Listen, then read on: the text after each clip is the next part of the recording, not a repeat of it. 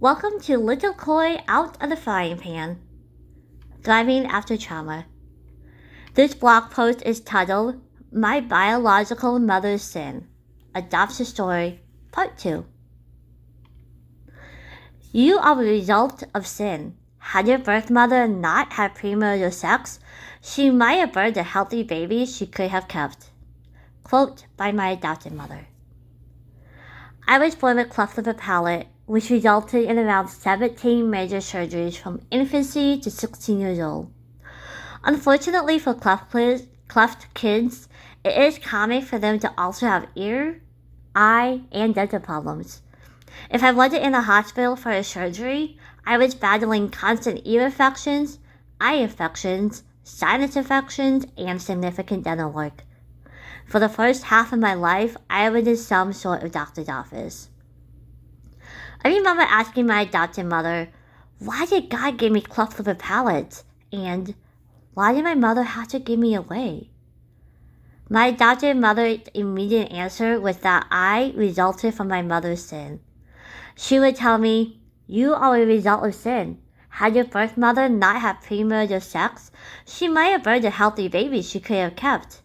But instead, she sinned by having sex before she was married, and her punishment was having to give up a child she couldn't afford to take care of.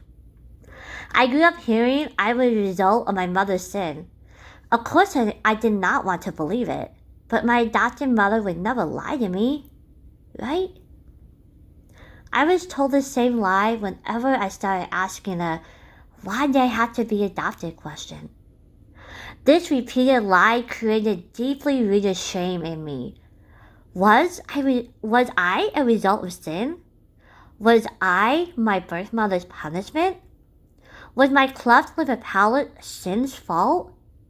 And why was God punishing me for someone else's sin?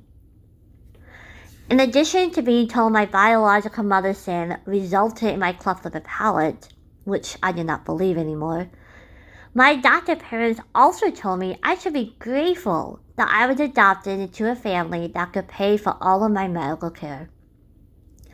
I grew up not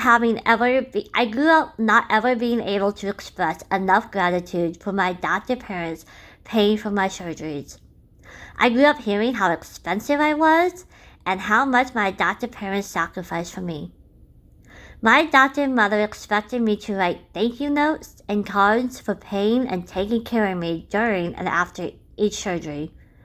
I was expected to do extra chores after recovery to make up for not being able to help around the house. I was made to feel like I owed my parents back in time, gratitude, and extra work. Was I grateful? Of course I was, but I felt like it was never enough. On days when they felt I wasn't being grateful enough for my medical care, I was told I should be grateful I wasn't left in Korea to die.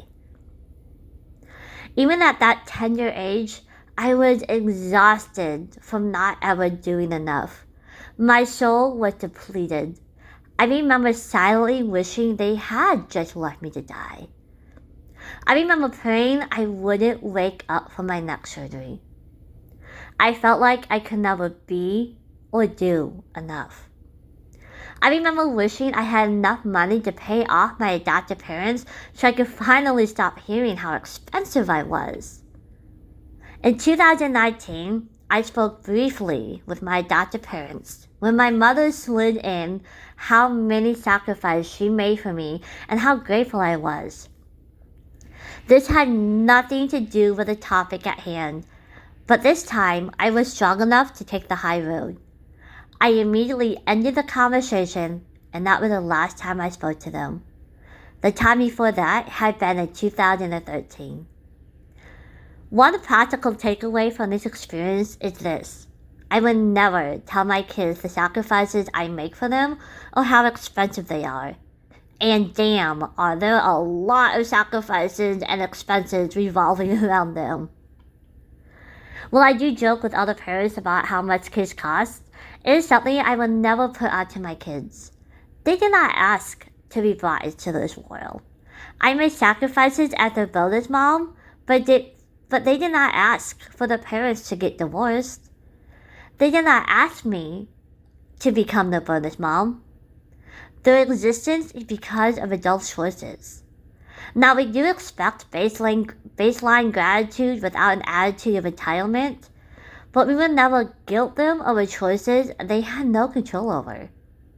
We take care of our children because we love them. While it is unfortunate that my adoptive parents spent a life thinking I owed them for my basic needs, I knew that I would not treat my children like that. Our children's needs are met with openness and love because we chose them. They did not ask for it, and we will not ask for eternal gratitude.